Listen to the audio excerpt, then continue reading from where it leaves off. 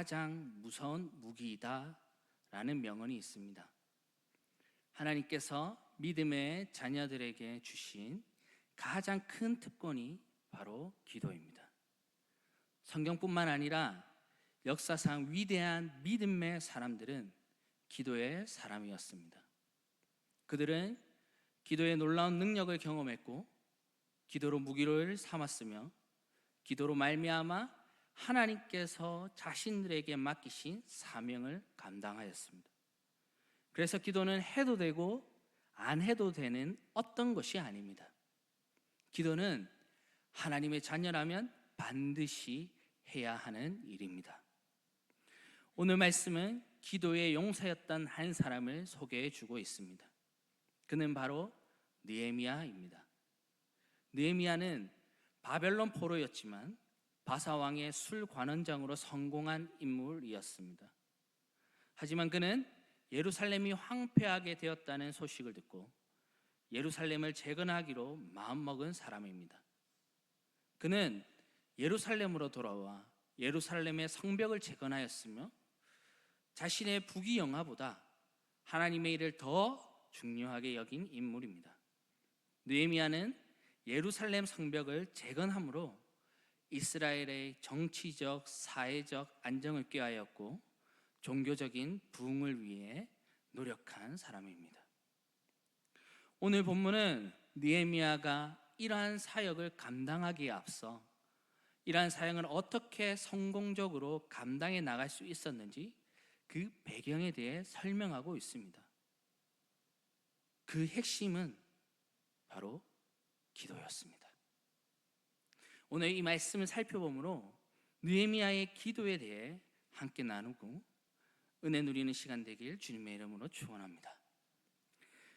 우선 오늘 말씀 1절을 보시면 느헤미야가 현재 어떠한 형편에 있는지 알 수가 있습니다.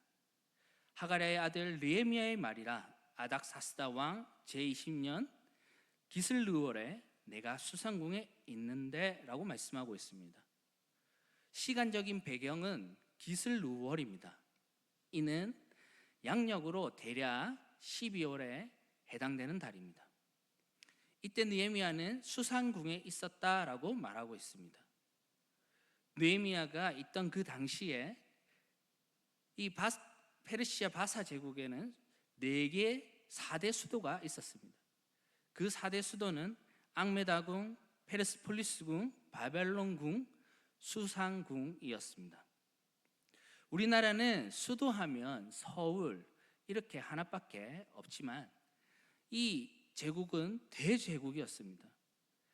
그가 다스리는 영토는 매우 넓었습니다. 그래서 이 페르시아 왕은 계절마다 각 궁을 돌아다니면서 그 업무를 보았습니다. 그 중에 이 수상궁은 페르시아 왕이 겨울에 진무를 보는 궁이었습니다. 다시 말해서 페르시아 왕이 12월에 겨울궁이 수상궁에서 진무를 보고 있는데 느헤미야도 어디에 있냐면 다른 어떤 궁이 아니라 바로 이 페르시아 왕이 진무를 보고 있는 그 궁에 함께 있다라는 것입니다. 이는 느헤미야가 왕의 핵심 관원 중에 하나라는 것을 의미합니다. 그러면 느헤미야의 직책은 무엇입니까? 오늘 말씀 11절 마지막 부분을 보시면 그때에 내가 왕의 술 관원이 되었느니라 라고 말씀하고 있습니다. 이 말씀은 우리 개역개정에서는 되었다라고 이렇게 말을 하고 있는데 원어에서는 시제가 완료 시제입니다. 다시 말해 이것을 직역하면 그리고 내가 왕의 술 관원이었다입니다. 이는 그가 기도하였기 때문에 왕의 술 관원이 된 것이 아니라 이미 기도하고 있던 그 시점에 술 관원이었다라는 것을 말을 하고 있습니다. 그러면 술 관원은 무엇을 하는 직책입니까? 술 관원이란 왕이 마시는 술을 관할하는 사람입니다. 우리는 술 따르는 사람이라고 혹은 술 따르기 때문에 말단관직이라고 생각할 수도 있겠지만 바사 제국에서 술을 가지고 왕 앞에 나가는 이 술관원은 고위관직이었습니다. 왜냐하면 이 술관원은 단순히 왕에게 술을 따르는 직무만 한 것이 아니라 왕의 음식을 맛보는 일과 왕의 침실을 맡아보는 일, 왕의 경호까지 책임지는 일을 하였기 때문입니다.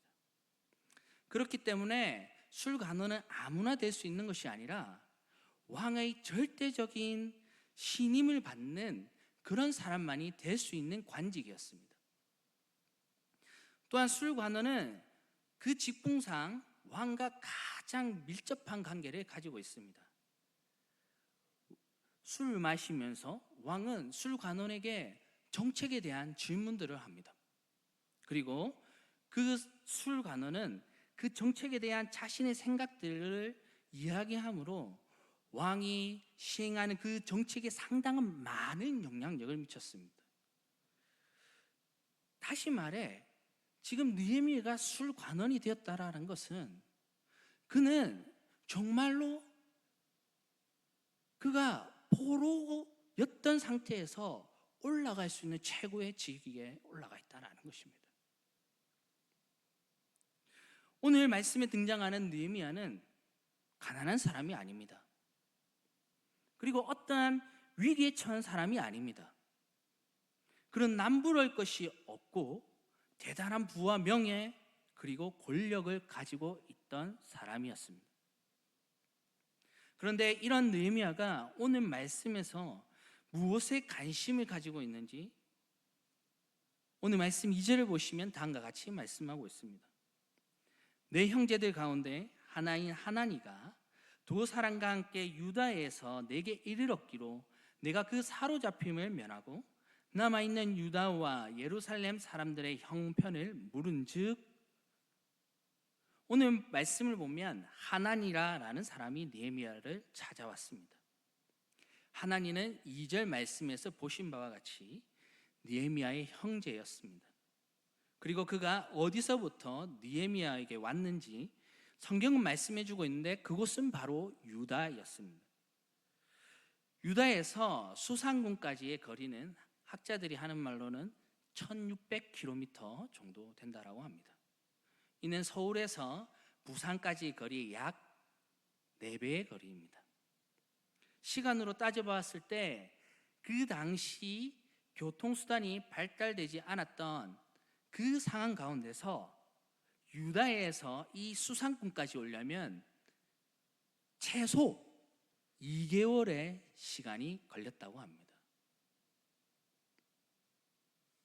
이렇게 먼 거리를 자신의 친형제인 하나니가 찾아왔습니다. 사실 이렇게 생각해 보면 이는 단순한 여행이 아니라는 것을 의미합니다. 만약에 나라가 망했습니다. 제가 총리가 되었습니다. 제가 대단한 관직에 있습니다. 그러면 제일 먼저 생각나는 사람들이 누구겠습니까? 제 가족입니다. 망해 있는 그 나라에 그대로 있게 하지는 않았을 겁니다. 당연히 제 가까이에 불러 모았겠죠. 그리고 제 옆에서 저의 보살핌만에 평안한 삶을 누릴 수 있도록 돌봤을 겁니다. 그러니까 다시 말해서 하나니가 유다에서 왔다라는 것은 단순히 그가 유다에 살고 있다가 온 것이 아니라, 그리고 여기서 왔다라는 단어는 두 가지 의미가 있는데 단순히 왔다라는 것도 있고 돌아왔다라는 의미도 있습니다. 그러니까 결국은 유다에 갔다 왔 그러한 어떠한 이유가 있었다라는 것입니다. 그런데 그 여행의 목적을 짐작하게 할 수 있는 그 말이 뭐냐 하면 느헤미야가 그 형제에게 물었던 질문입니다. 사로잡힘을 면하고 남아있는 유다와 예루살렘 사람들의 형편이 어떠냐라는 것입니다. 다시 말해서 느헤미야는 현재 굉장히 성공하고 권세 있고 능력 있는, 그리고 평안한 안정된 삶을 살고 있지만 그의 마음속에 항상 있는 생각은 뭐냐면 바로 자신의 조국, 망해버린 그 예루살렘, 그곳에 살고 있는 자들의 형편이었습니다. 우리는 이러한 느헤미야를 보면서 한 가지 사실을 깨닫게 됩니다. 그것은 기도하는 자들은 마음이 있는 자가 한다라는 것입니다. 한 영혼에 대한 기도는 그 영혼에 대한 관심과 사랑이 있기 때문에 하는 것입니다. 항상 염두에 두고 그 영혼에 대한 애끓는 감정이 있기에 하나님 앞에 기도하는 것입니다. 교회를 위한 기도도 마찬가지입니다. 교회에 대한 관심이 없는 사람은 기도하지 않습니다. 교회를 사랑하고 아끼기 때문에 교회를 위해서 기도하는 것입니다. 나라를 위한 기도는 어떻습니까? 나라를 위한 마음이 있기 때문에 기도하는 것입니다. 사실 우리가 한 영혼과 교회와 나라를 위해 기도하는 것이야말로 우리가 할 수 있는 최선의 수단이자 최선의 사랑이라고 할 수 있습니다. 그러므로 사랑하는 성도 여러분, 우리가 영혼에 대한 관심을 가지고 기도하는 사람이 되길 주님의 이름으로 축원합니다. 주의 몸된 교회를 사랑하시고 나라를 사랑하셔서 무엇보다도 주님의 다시 오심을 바라며 하나님 나라를 위해 기도하는 자들 되길 주님의 이름으로 축원합니다. 계속해서 느헤미야는 그 형제들로부터 다음과 같은 유다와 예루살렘 상황을 듣습니다. 큰 환난을 당하고 모욕과 수치를 당하고 있는 것입니다. 더군다나 예루살렘 성은 허물어졌고 성문들은 불탔기 때문에 그들을 지켜줄 어떠한 수단도 없고, 그래서 유다 백성들은 대적의 손에 심한 고통을 당하고 있다는 것입니다. 이를 들은 느헤미야의 반응은 4절에 다음과 같이 말씀하고 있습니다. 이 말을 듣고 앉아서 울고. 이 말은 그냥 자리에 앉았다는 것이 아니고 털썩 주저앉았다라는 것입니다. 너무나도 큰 충격을 받았기 때문에 그는 힘이 빠져서 털썩 주저앉을 수밖에 없었고 하염없이 울었습니다. 그 속에 감정이 폭발한 것입니다. 느헤미야는 그 민족의 형편에 관심이 있었던 사람입니다. 그리고 그 동족의 어려움에 슬퍼한 사람입니다. 그런데 더 중요한 것은 느헤미야는 위대한 하나님의 사람의 공통점을 가지고 있다라는 것입니다. 그것은 바로 금식하며 기도하였다라는 겁니다. 위대한 하나님의 사람은 기도하는 사람이었습니다. 다윗을 보시기 바랍니다. 시편에 다윗이 쓴 수많은 시가 있습니다. 우리가 알다시피 이 시는 곡조 있는 기도입니다. 다윗의 시를 보면 얼마나 눈물을 흘리며 하나님께 진솔하게 기도하였는지 모릅니다. 그렇게 하여 다윗은 이스라엘에서 가장 위대한 왕이 되었습니다. 그뿐 아니라 히스기야 왕은 어떻습니까?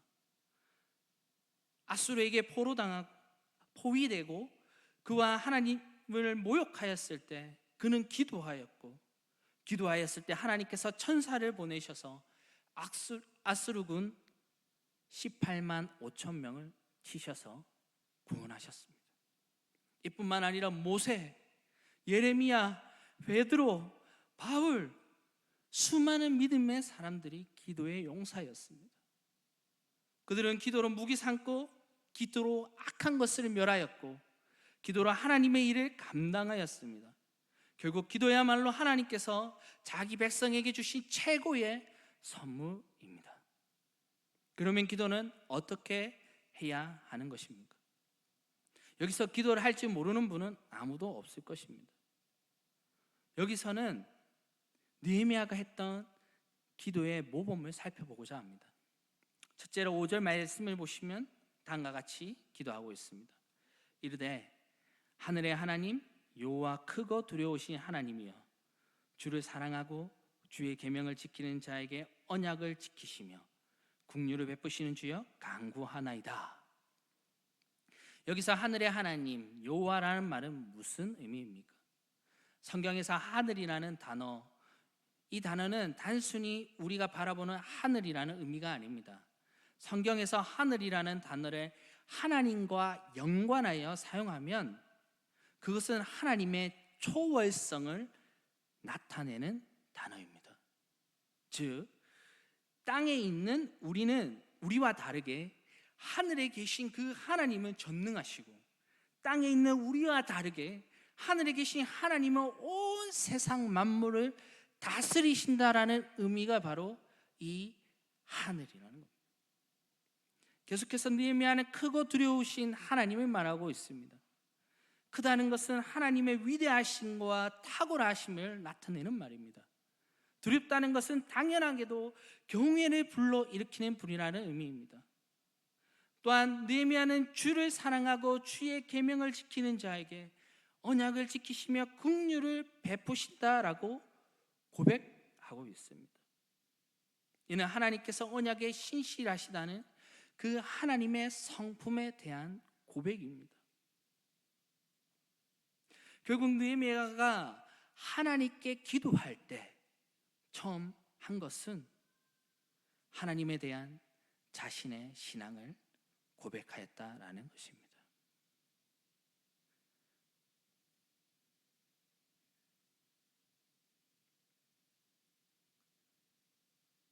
우리가 기도할 때 하나님을 고백하는 것은 굉장히 중요합니다. 우리가 하나님에 대하여 고백하는 것다라는 것은 우리의 기도의 대상이 세상의 헛된 돌이나 우상이 아니라 살아서 역사하시며 지금도 온 우주 만물을 다스리시는 그 하나님이라는 그 고백 가운데 우리의 무엇을 담고 있느냐? 바로 우리의 신뢰를 담는 것입니다.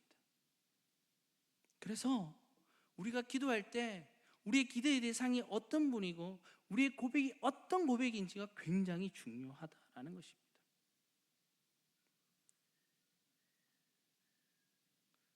예전에 어떤 집사님의 간증을 들은 적이 있습니다.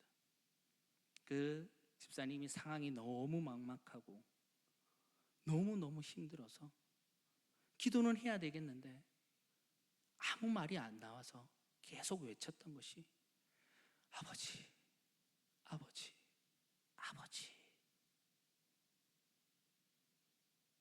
그렇게만 수없이 외치고 또 외치고 집으로 돌아왔다라고 합니다.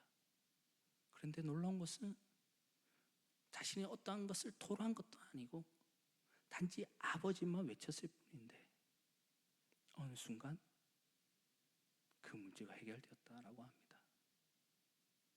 왜 해결되었겠습니까? 그분이 말할 수 없는 그 탄식 가운데 고백한 그 아버지, 자녀의 그 눈물에 자기 품에 안으시는 그 아버지를 고백했기 때문에 하나님께서 들어주셨다는 것입니다. 이만큼 기도할 때 우리 하나님에 대한 고백이 너무나도 중요한 것입니다. 계속해서 우리는 어떻게 기도해야 할까요? 6절에서 7절 말씀을 보시면 이제 종이 주의 종들인 이스라엘 자손을 위하여 주야로 기도하오며 우리 이스라엘 자손이 주께 범죄한 죄들을 자복하오니 주는 귀를 기울이시며 눈을 여시사 종의 기도를 들으시옵소서. 나와 내 아버지 집에 범죄하여 주를 향하여 크게 악을 행하여 주께서 주의 종 모세에게 명령하신 계명과 율례와 규례를 지키지 아니하였나이다. 여기서 느헤미야는 회개 기도를 드리고 있습니다. 그런데 중요한 점은 느헤미야가 이러한 죄를 저지르지 않았다라는 것입니다. 느헤미야는 죄를 짓기는커녕 오히려 의로운 사람이었습니다. 분명 죄를 지은 사람은 느헤미야가 아니라 그 유대 민족이었습니다. 그리고 그로 인해 고통받고 있는 자들도 유대 민족과 이스라엘 민족이었습니다. 그럼에도 불구하고 느헤미야는 민족이 저지른, 그의 나라가 저지른, 그의 조상들이 저지른 그 죄악에 대하여 자신이 저지른 죄로 여기고 회개하고 있습니다. 다시 말해 느헤미야는 그 민족과 그의 나라의 죄악을 자신이 끌어안은 것입니다. 그리고 자신이 지은 죄로 여기고 회개하고 있습니다. 저는 예전에 이런 생각을 한 적이 있습니다. 한 번은 제가 너무나도 충격을 받은 사실이 있는데, 뭐냐면 우리나라에 1년에 낙태가, 어떤 강사님이 얘기하시는데 한 해 100만 명이라는 거예요. 이게 말이 되나 싶어서 정말 너무 충격을 받았는데, 공식적으로 나온 게 20몇만 명인데 실제로는 의사들이 속인다라는 거예요. 그거는 공식적으로 한 거기 때문에 실제로는 수면 밑에서는 더 많은 일이 있다는 거죠. 그런데 그 얘기를 듣는데 마음이 너무 먹먹한 겁니다. 그런데 또 한편으로는 이런 생각이 들었습니다. 내가 저지른 죄도 아닌데, 난 그런 것도 해본 적이 없는데. 그런데 하나님께서 제 마음을 깨뜨리셨습니다. 뭐냐면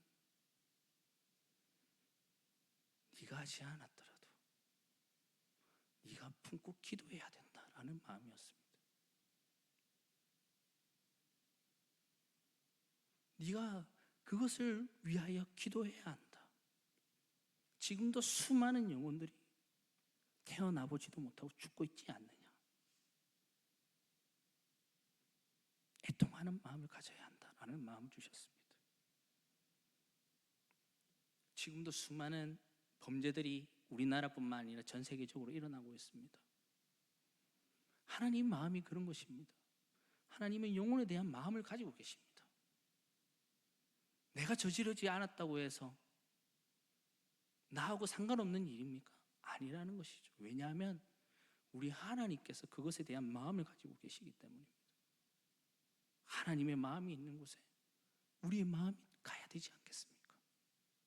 느헤미야는 그래서 민족의 죄악을 자기의 죄악으로 품고 기도한 것입니다. 우리는 어떻게 기도해야 합니까? 바로 우리 자신의 죄뿐만 아니라 가족의 죄,